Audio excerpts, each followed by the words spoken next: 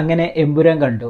ഞാൻ 8 മണിൻ്റെ ഷോ ആണ് ബുക്ക് ചെയ്തത്. അതുകൊണ്ട് തന്നെ മോർണിംഗിൽ ഒരുപാട് പോസിറ്റീവ് റിവ്യൂസ് ഒക്കെ ഓൾറെഡി കേട്ടിരുന്നു. എൻ്റെ ഒരു പേഴ്സണൽ ഒപ്പീനിയനിൽ ഒരുപാട് പ്രതീക്ഷയ്ക്കായിട്ട് ഈ സിനിമ കാണാൻ പോയാലും മിക്കവാറും നിരാശയായിരിക്കും. ഒരിക്കലും ലൂസിഫർ ആയിട്ടൊന്നും ഈ സിനിമ കമ്പയർ ചെയ്യരുത്. കാരണം ലൂസിഫറിൻ്റെ അയലത്ത് എമ്പുരാൻ എന്ന് പറഞ്ഞ സിനിമ വരില്ല. ഇത് ശരിക്കും ഒരു പൊളിറ്റിക്കൽ ഡ്രാമ, അങ്ങനെ ഒരു മൂഡിലൊരു സിനിമയാണ്. ഈ സിനിമയുടെ പോസിറ്റീവ് എന്ന് പറയുന്നത് ഇതിൻ്റെ മേക്കിങ്ങും സിനിമാറ്റോഗ്രാഫിയാണ്. അതൊക്കെ അതിഗംഭീരമാണ്. പിന്നെ സിനിമ അധികം ലാഗിങ് ഒന്നും എനിക്ക് അനുഭവപ്പെട്ടിട്ടില്ല. ഇനി സിനിമയിലേക്ക് വന്നാൽ ഇതിൻ്റെ സ്ക്രിപ്റ്റ് എന്ന് പറയുന്നത് മുരളി ഗോപിയാണ്.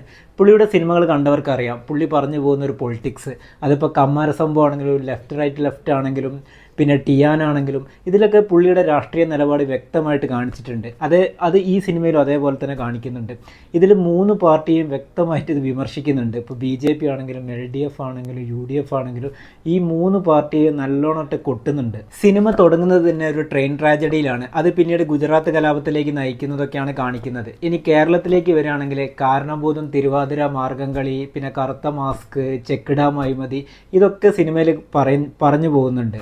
എനിക്ക് തോന്നുന്നു ലെഫ്റ്റ് സിനിമയിലും ഈ ചെക്ക് ഡാം അഴിമതിൻ്റെ സംഭവങ്ങളൊക്കെ ഉണ്ടോയെന്ന് എനിക്കൊരു സംശയമുണ്ട്. 1 മണിക്കൂർ കഴിഞ്ഞിട്ടാണ് ലാലേട്ടൻ്റെ എൻട്രി വരുന്നത്. ഇൻട്രോ സീനൊക്കെ അതിഗംഭീരമായിരുന്നു. ഒരു ഹോളിവുഡ് ലെവലിലൊക്കെ എടുത്തു വെച്ചിട്ടുണ്ട്. അതൊക്കെ നല്ല രസമുണ്ടായിരുന്നു.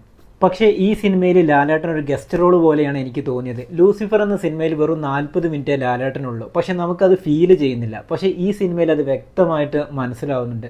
ഒരു നിഴല് പോലെ കറുത്ത കോട്ടിട്ട് ഇടയ്ക്ക് ലാലേട്ടനൊന്ന് വന്നു പോകും. അത്രമാത്രമേ എമ്പുരാനിൽ കാണിക്കുന്നുള്ളൂ. അതാണ് ഈ സിനിമയുടെ മെയിൻ ഒരു ഇഷ്യൂ ആയിട്ട് എനിക്ക് ഫീൽ ചെയ്തത്. പിന്നെ മ്യൂസിക് ആൻഡ് BGMലേക്ക് വരികയാണെങ്കിൽ ദീപക് ദേവാണ് ഇതിൻ്റെ മ്യൂസിക്. പുള്ളി നല്ലൊരു മ്യൂസിക് ഡയറക്ടർ തന്നെയാണ്. ഒരുപാട് ഹിറ്റ് സോങ്സ് ഒക്കെ സമ്മാനിച്ചൊരു ഡയറക്ടർ കൂടിയാണ്.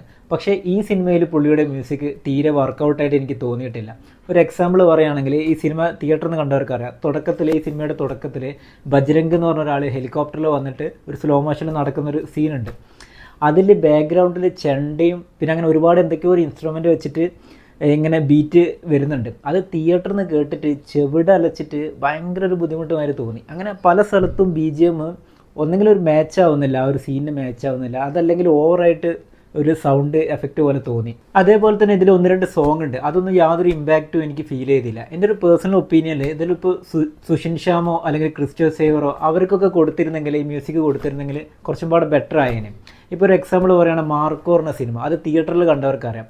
അതിൻ്റെയൊക്കെ BGM നമ്മൾ ആ തിയേറ്ററിൽ നിന്ന് കേൾക്കുമ്പോൾ തന്നെ നമുക്കൊരു ഭയങ്കര ഒരു ഫീല് വരുന്നുണ്ട്. ഇപ്പോൾ അതേപോലെ തന്നെ ഇപ്പോൾ അടുത്തിറങ്ങി ഓഫീസർ ഡ്യൂട്ടി എന്ന് പറഞ്ഞ സിനിമ കുഞ്ചാക്കോ ബോബൻ്റെ, അതിൽ അവർ ബാംഗ്ലൂരേക്ക് പോകുമ്പോൾ ഒരു സോങ് ഉണ്ട്. അതൊക്കെ തിയേറ്ററിൽ നിന്ന് കേൾക്കുമ്പോൾ തന്നെ നമുക്കൊരു ബീറ്റ് ഉള്ളിൽ നിന്ന് ഇങ്ങനെ വരുന്നുണ്ട്. ആ ഒരു ഫീലൊന്നും ഇതിൽ എമ്പുരാനിൽ എനിക്ക് തോന്നിയിട്ടില്ല. ഇനി ഖുറേഷി എബ്രാമിലേക്ക് വരികയാണെങ്കിൽ, പണ്ട് അമൽ നീരദിൻ്റെ സാഗർ ഏരിയസ് ജാക്കി എന്ന് പറഞ്ഞ സിനിമ തിയേറ്ററിൽ നിന്ന് കണ്ടപ്പോൾ എനിക്ക് ഫീൽ ചെയ്തൊരു കാര്യം, ഈ കോട്ടും സ്യൂട്ടും ആ പരിപാടിയൊന്നും മോഹൻലാലിന് തീരെ ഒരു മാച്ചായിട്ട് എനിക്ക് തോന്നിയില്ല. ഒന്നെങ്കിൽ ചിലപ്പോൾ പുള്ളിയുടെ ഫിസിക്ക് അത് സപ്പോർട്ട് ചെയ്യാത്തതുകൊണ്ടാണോ എന്നറിയില്ല, അതെന്തോ നമുക്കൊരു മാച്ചായിട്ട് തോന്നുന്നില്ല.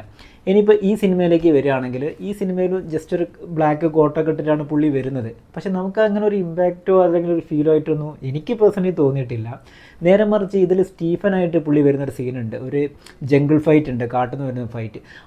അതാണ് ഈ സിനിമയിലെ ഹൈലൈറ്റ് എന്ന് പറയുന്നത്. ആ ഒരു മുണ്ട് മടക്കി കുത്തി വരുന്ന ആ ഒരു സീൻ എന്ന് പറയുന്നത് അത് നമുക്ക് ഒരുപാട് ഫീൽ ചെയ്യിക്കുന്നുണ്ട്, ആ ഒരു ഫൈറ്റ് എന്ന് പറയുന്നത്. പിന്നെ പുള്ളിയുടെ ഡയലോഗ്സും വളരെ കുറവാണ്. ഞാൻ ആദ്യമേ പറഞ്ഞല്ലോ, പുള്ളി ഒരു ഗസ്റ്റ് റോളിൽ മാതിരിയാണ് നമുക്ക് ഫീൽ ചെയ്യുന്നത്. ഇത്ര വലിയൊരു ക്യാൻവാസ് സിനിമ, മോഹൻലാലിനെ വെച്ച് ഇത്ര വലിയൊരു പബ്ലിസിറ്റി ചെയ്ത സിനിമ, അതിൽ മോഹൻലാൽ ഇല്ലാതിരിക്കുക എന്ന് പറയുന്നതൊന്ന് ആലോചിച്ച് നോക്കൂ. എനിക്ക് അങ്ങനെയാണ് കേട്ടോ പേഴ്സണലി ഫീൽ ചെയ്തത്. പിന്നെ മഞ്ജു വാര്യരുടെ ക്യാരക്ടർ അതൊക്കെ നന്നായിരുന്നു, നല്ലൊരു ഡെപ്തിലൊരു ക്യാരക്ടറായിരുന്നു, അവർ നന്നായിട്ട് ചെയ്തിട്ടുണ്ട്. പിന്നെ ആസ് യൂഷ്വൽ ആൻ്റണി പെരുമ്പാവൂർ ചെറിയൊരു റോൾ ഇതിൽ ചെയ്യുന്നുണ്ട്, വലിയ കുഴപ്പമില്ലാതെ പുള്ളി ചെയ്തിട്ടുണ്ട് അത്. ഇനി ക്ലൈമാക്സിലേക്ക് വരികയാണെങ്കിൽ ഗോഡ് ആക്സിസ്, ലൂസിഫർ നെക്സസ്, അങ്ങനെ കോഡ് നെയിമിലൊക്കെ അറിയപ്പെടുന്ന ഒരു ഇൻ്റർനാഷണൽ ഗ്യാങ്ങുകളുണ്ട്.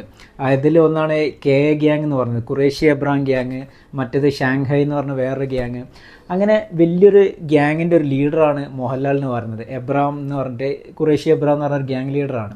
അങ്ങനെ ഇത്ര വലിയ ഇൻ്റർപോളൊക്കെ അന്വേഷിക്കുന്ന ഇത്ര വലിയൊരാൾ ഇവിടെ ഇന്ത്യയിൽ വന്നിട്ട് ഒരു BJP നേതാവായിട്ട് ഗുസ്തി പിടിക്കുക ക്ലൈമാക്സിൽ. ലിറ്ററലി അതൊന്നെന്ന് പറയുന്നത് നമുക്ക് ചിന്തിക്കാൻ പോലും പറ്റുന്നില്ല. ഇതിന് പുറത്ത് ഇതിൻ്റെ ബാക്ക്ഗ്രൗണ്ടിൽ ഒരു സോങ്ങും ഉണ്ട്, അതും ഭയങ്കര അരോചകമായിട്ടാണ് എനിക്ക് ഫീൽ ചെയ്തത്. എമ്പുരാൻ ഒരിക്കലും ഒരു മോശം സിനിമയല്ല, അതൊരു ഏവറേജ് സിനിമ തന്നെയാണ്. ഈ സിനിമയ്ക്ക് കൊടുത്ത ഹൈപ്പ്, പാൻ ഇന്ത്യ രീതിയിലുള്ള പ്രൊമോഷന്, അത് ഓഡിയൻസിൻ്റെ ഇടയിൽ ഒരുപാട് എക്സ്പെക്റ്റേഷൻ ഉണ്ടാക്കി. ആ എക്സ്പെക്റ്റേഷൻ മീറ്റ് ചെയ്യാൻ ഈ സിനിമയ്ക്ക് സാധിച്ചിട്ടില്ല. അതാണ് ഈ സിനിമയുടെ ഒരു പോരായ്മ എന്ന് പറയുന്നത്. എന്നെ സംബന്ധിച്ച് നല്ല സിനിമ അല്ലെങ്കിൽ മോശം സിനിമ എന്നൊരു കൺസെപ്റ്റ് ഇല്ല. കാണുന്ന ഓഡിയൻസിൻ്റെ പെർസ്പെക്റ്റീവ് അനുസരിച്ച് സിനിമ മാറിക്കൊണ്ടിരിക്കും.